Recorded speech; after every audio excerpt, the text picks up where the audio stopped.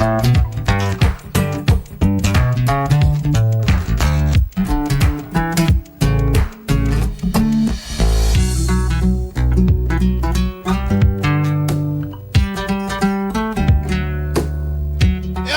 que tu es juste. Celui qui a Jésus se contente de ce qu'il a.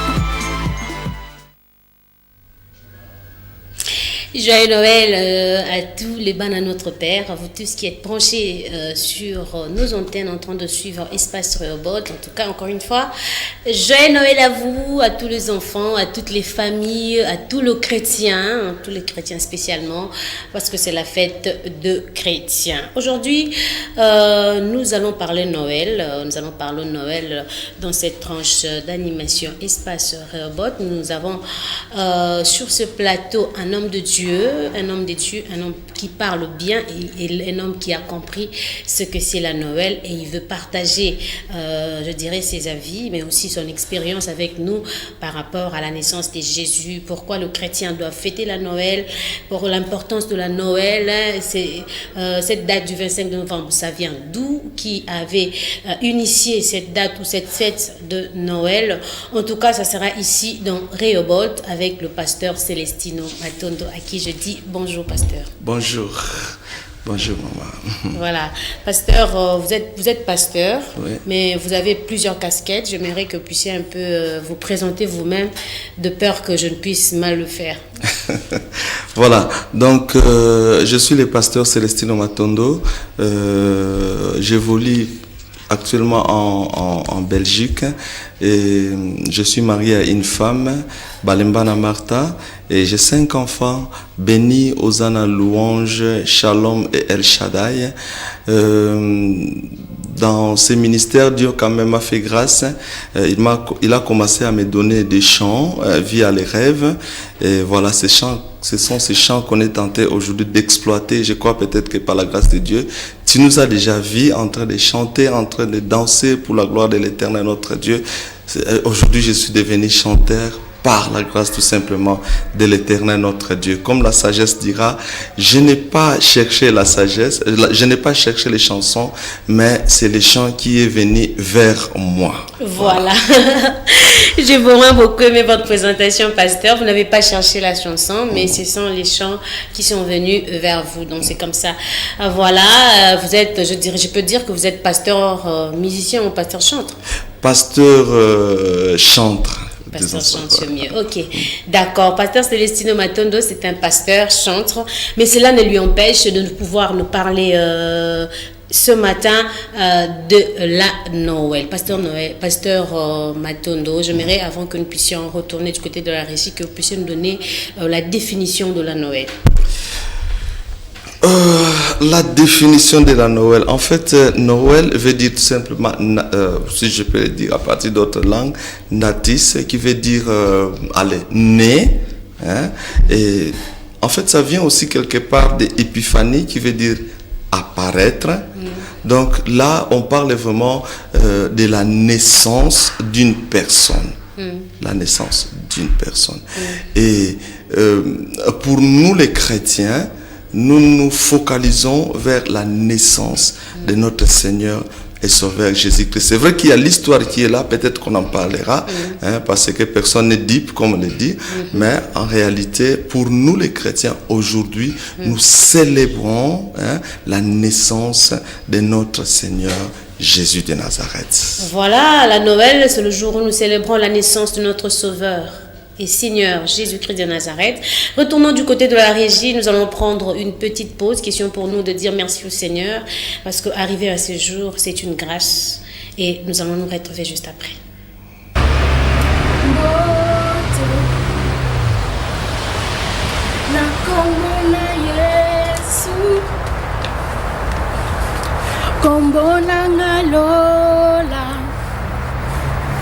Na memeli bino sango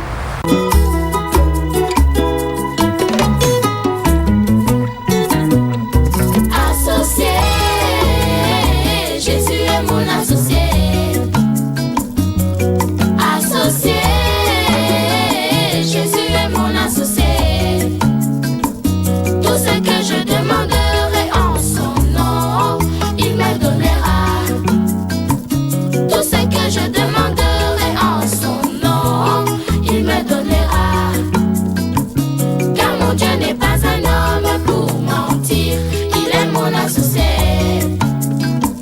Car mon Dieu n'est pas un homme pour mentir, mon associé.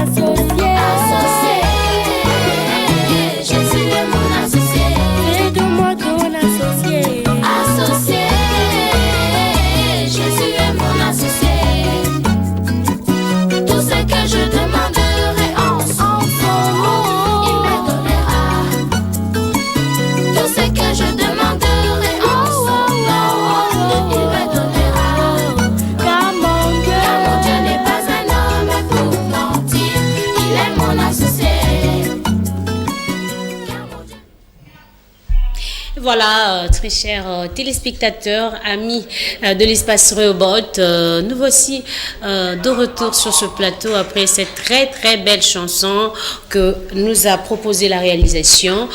Pasteur, je reviens à vous. Ouais. Vous avez parlé tout à l'heure, avant que nous puissions demander la chanson, vous avez parlé de l'historique ou l'histoire de la Noël. Vous avez dit qu'il y a toute une historique par rapport à ça. Est-ce que vous pouvez me donner en quelques lignes seulement c'est que c'est l'historique de la Noël? En fait, on peut dire ceci. À l'origine, cette fête, c'était une fête romaine. Je crois que beaucoup de gens aujourd'hui le savent parce qu'ils ont fait des recherches par rapport à ça. Donc, c'était une fête romaine. Mais après, parce qu'à ce moment-là, il y avait aussi beaucoup de chrétiens qui souffraient, on tuait des chrétiens, nous savons cette histoire-là. Et les Romains régnaient, les Romains dirigeaient, ils avaient leur fête. à eux. Et on célébrait quand même une divinité, et cette divinité s'appelait vraiment Soleil invaincu. Soleil invaincu. Alors, on dirait qu'il y avait quelque chose déjà qui s'annonçait par rapport à ça. Sol invictus, Soleil invaincu. C'était au temps des empereurs et tout. Mais je me pose la question de savoir qui est notre soleil.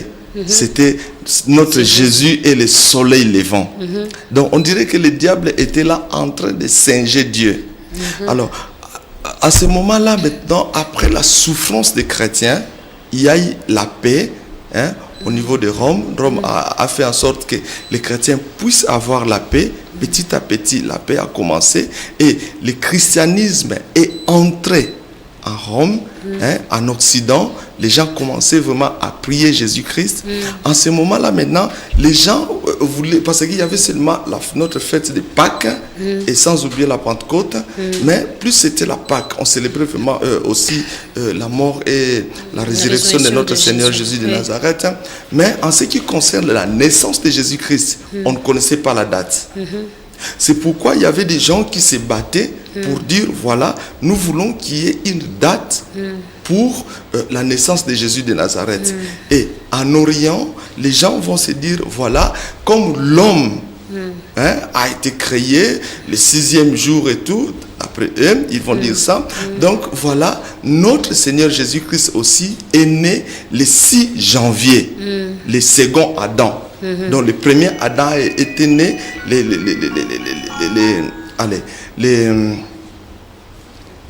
d'après le 6e jour, mais pour nous maintenant, pour nous les chrétiens, d'après eux, ils vont dire, voilà, notre second Adam est né le 6 janvier. C'est ça qu'ils avaient dit, mais parce qu'il y avait aussi des discussions à ce sujet-là. Il y avait des gens qui se disaient non, ce n'est pas possible, c'est pas possible. Le 20 mai, il y avait d'autres qui disaient que c'était le 20 mai. Ils disaient que c'est pas possible. Et on a supplié Rome pour dire, voilà, nous voulons une date pour qu'on célèbre la naissance de Jésus-Christ. Parce qu'il y avait des empereurs qui célébraient leur naissance. Or, notre Jésus, il est le roi des rois. Il y avait des rois. D'ailleurs, si vous vous souvenez encore de l'histoire de Jean-Baptiste, on avait coupé sa tête. C'était lors de la célébration de la fête. On célébrait. Donc, ces fêtes-là étaient tournées souvent en orgie. Mais on voulait quelque chose de propre pour notre Seigneur Jésus-Christ. Et pour nos enfants, pour que ça reste dans l'histoire. Oui. Voilà. Voilà, on voulait quelque chose. J'ai retenu quelque chose, pasteur, dans tout ce que vous venez de dire lorsque vous étiez en train d'expliquer l'historique.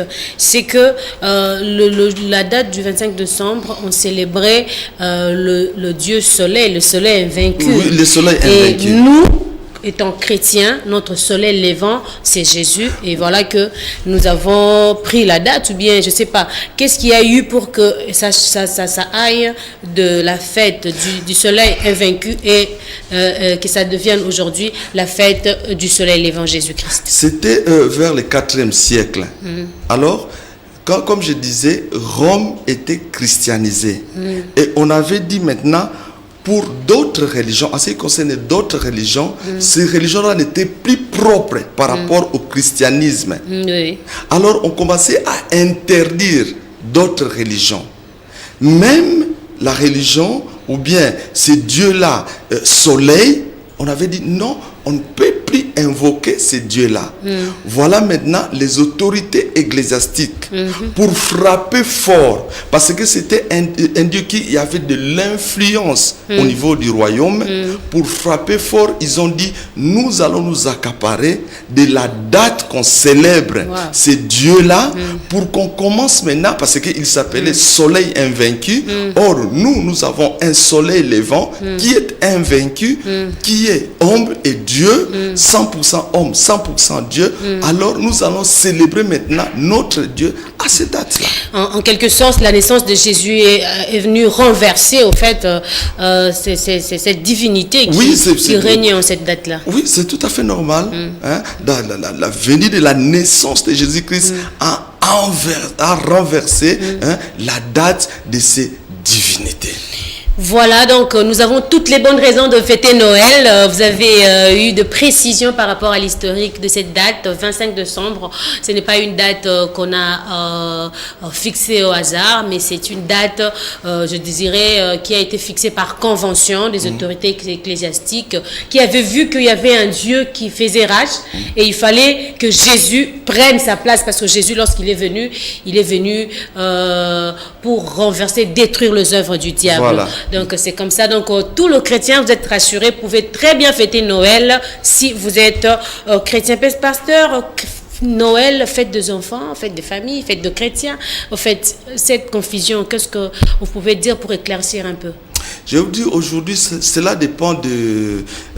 allez, comment est-ce que je peux dire ça? Cela dépend des pays, des pays, de mentalité.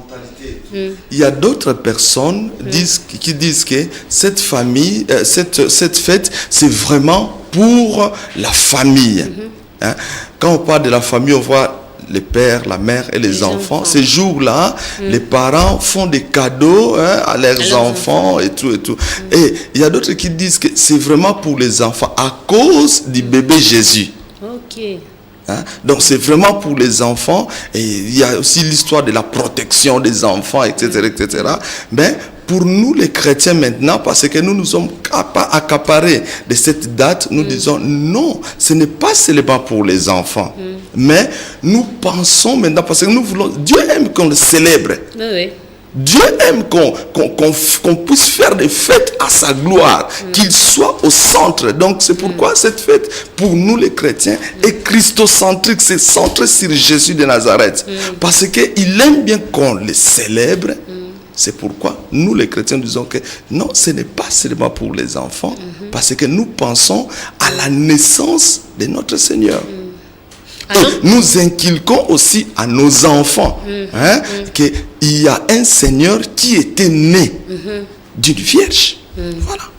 Ok, même allant de l'historique, comme vous venez de le dire, si les autorités ecclésiastiques pouvaient se dire que la date du 25 décembre, on doit fêter Noël, et les chrétiens doivent s'en accaparer. Les chrétiens doivent se dire que non, en tout cas, c'est notre fête à nous, nous devons fêter, et fêter en famille, fêter... Je vais vous dire une chose. Donc, même nos parents, quand vous leur posez la question parfois de savoir quand est-ce que tu es né, on va vous dire, je suis né à peu près entre. Vous savez, je comprends tout à fait la femme comme Marie. Je comprends tout à fait l'homme comme Joseph. Peut-être qu'ils n'avaient rien écrit. Ce sont des sages, des mages, des gens grands qui avaient écrit. Ben voilà. Mais même ces grands-là ne se retrouvaient plus. C'est pourquoi on faisait des discussions. Mais il est né quand? Mais quand ils ont quand même fixé. Moi, par exemple, je suis né le 23 août. Mais mon anniversaire, j'ai fêté mon anniversaire le 26 août. Il n'y avait pas de problème, j'ai loué Dieu. Nous avons dansé, nous avons chanté. L'essentiel est que nous puissions louer Jésus de Nazareth. Le problème de la date, ce n'est pas un problème. C'est Jésus et Jésus. Et voilà, mais il y a des étudiants de la Bible, si je peux les appeler comme ça, les lecteurs de la Bible, qui disent que ce n'est pas une fête biblique, alors que la Pâque, on retrouve la Pâque dans la Bible, la Pentecôte, mais la Noël, non. Oui, je peux dire que la Noël, on ne trouve pas ça dans la Bible, mais il y a quand même quelques signes qui sont là pour dire qu'au moins Jésus-Christ était né. Il est entré dans l'histoire sans la permission d'une personne, et il est aussi sorti sans la permission d'une personne. Bien aimé dans le Seigneur, quelque part, parce que c'était un homme. Si on dira son identité, il est né quelque part. C'est une personne qui est là, il avait marché, il avait un père, il avait une mère, en tant qu'être humain.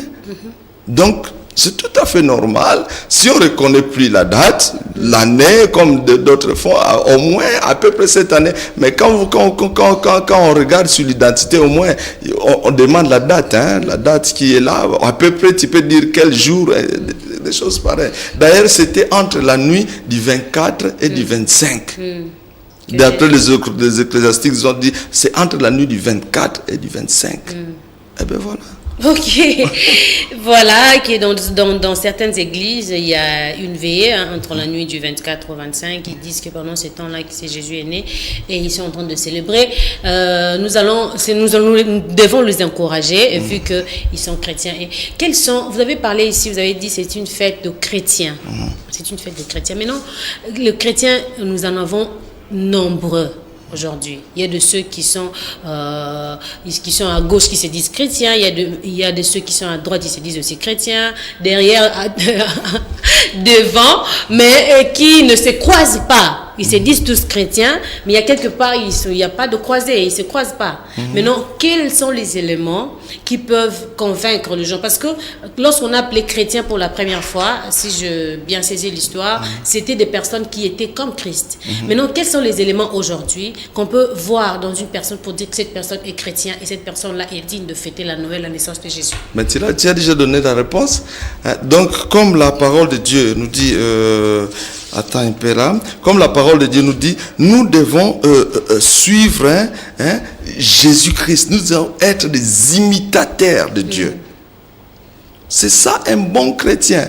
C'est lui qui imite Jésus. Mais aujourd'hui, ça devient impossible. À l'époque de Jésus, il n'y avait pas de véhicule. À l'époque de Ce Jésus, n'est il n'y avait pas impossible. aussi de vestes comme aujourd'hui.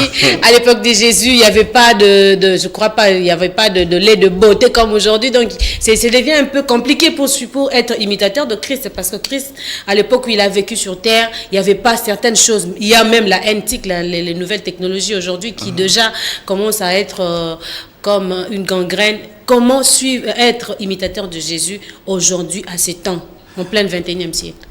Si tu me dis qu'il n'y avait pas des trucs de beauté, etc., je dis qu'il faut bien lire l'histoire. Il y avait déjà des femmes qui faisaient des trucs de beauté. Je dois encore faire des recherches, mais il y avait des États où ils étaient des spécialistes en beauté. Et si on part, prenons exemple en Égypte, on voit des dames qui étaient très très belles. Et même en Israël, on parle des dames qui étaient ornées. Ils avaient l'or et tout et tout. Mais le problème d'aujourd'hui, c'est quoi? Ça c'est déjà, comment est-ce qu'on dit ça encore en bon français? Ça c'est déjà produit. Quand on regarde par exemple dans l'église de Corinthe, nous allons voir des excès là-bas. Il y avait beaucoup d'excès dans l'église de Corinthe.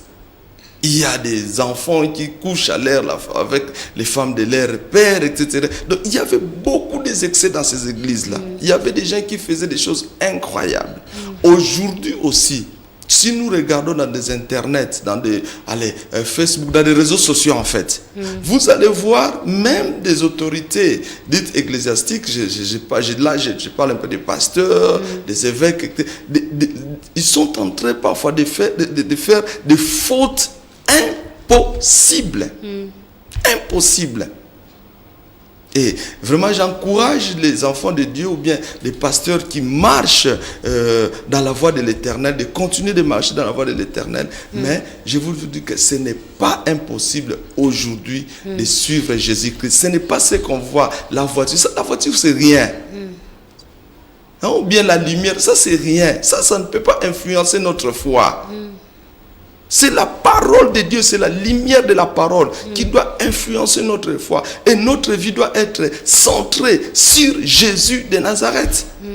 Nous devons être des imitateurs, nous devons suivre Jésus. Si nous sommes appelés des chrétiens, peu importe l'époque, peu importe le temps, peu importe le pays, peu importe l'endroit, mais peu importe si je suis seul, je dois suivre l'exemple de Jésus de Nazareth. C'est pourquoi il y a l'histoire des fruits des esprits, la tempérance, l'amour, etc., etc. Et bien voilà. Voilà, merci beaucoup, pasteur Célestine Matondo. Rentrons un peu du côté de la régie. Question pour nous de souffler un peu et on se retrouve juste après.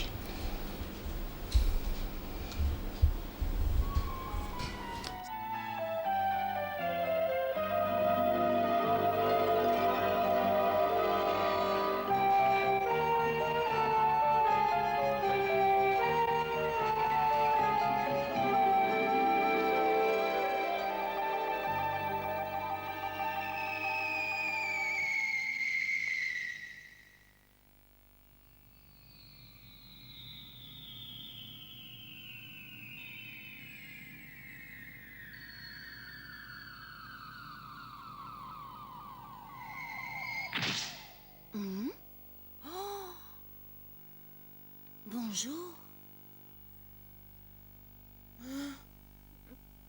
Je suis Isaac. Qui es-tu? Il ressemble au garçon qui est dans le livre. Je m'appelle Christian. Christian? Oh, et vous, monsieur? Eh bien, tu peux m'appeler Aline, même si tu ne t'es pas aperçue que je suis une fille. Excusez-moi, mademoiselle. Je m'étais pas rendu compte que c'était une demoiselle. Elle n'en a pas l'air. Je ne trouve pas ça drôle. Et toi, Gizmo, fais attention à ce que tu dis ou je ne te remonterai plus. S'il te plaît, remonte-moi de suite. Bon, d'accord. J'espère que tu ne penses pas que je me moquais de toi. Cette créature est un robot. Il s'appelle Gizmo et il est très drôle. Pardonne-moi d'avoir été brusque avec toi et tes amis. J'étais si surpris de vous voir. C'est normal. Il aurait été plus correct de te prévenir de notre arrivée. Vous êtes les bienvenus. Venez donc voir notre campement.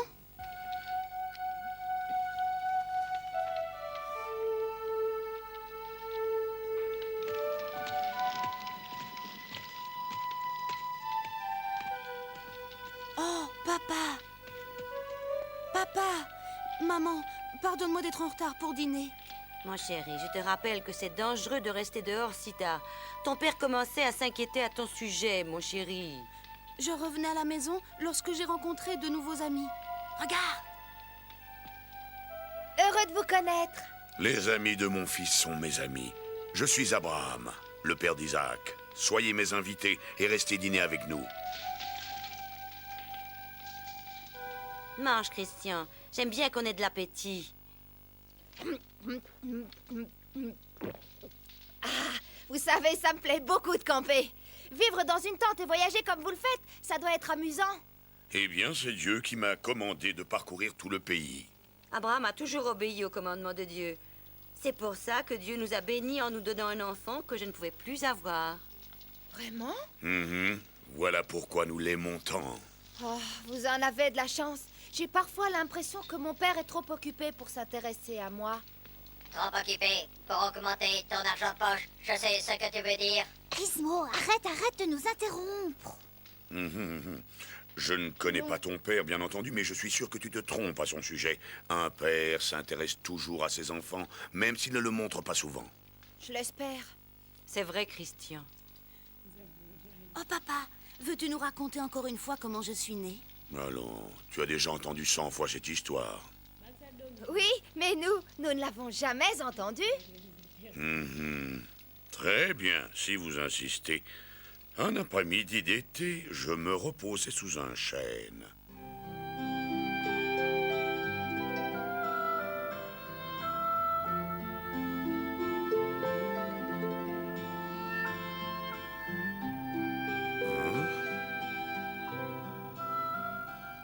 Ah, ce sont sûrement des anges du Seigneur.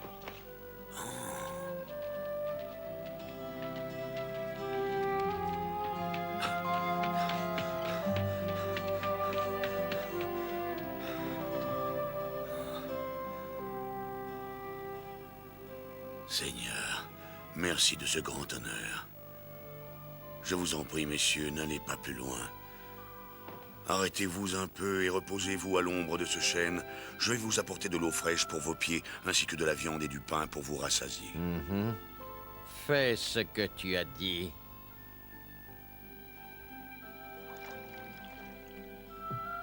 Nous te remercions. Où est ta femme, Abraham? Elle travaille dans la tente là-bas. Tu n'as pas d'enfant? Non, Sarah n'a jamais pu en avoir.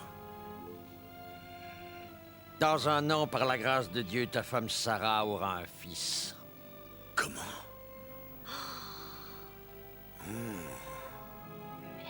Comment est-ce possible? Ma femme a 90 ans et moi j'en ai 100.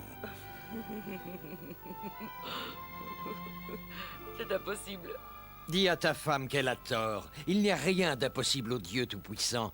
Dans un an, je te l'assure, ta femme Sarah aura un fils. Fais confiance au Seigneur, Abraham. Voilà, je crois que cet extrait plutôt de ce dessin animé a plu à tous les enfants qui sont à la maison. Ils sont déjà en vacances, en vacances de Noël. Vous êtes à la maison, vous nous suivez. En tout cas, c'était là pour vous, une façon de vous présenter nos vœux le meilleur pour la Noël.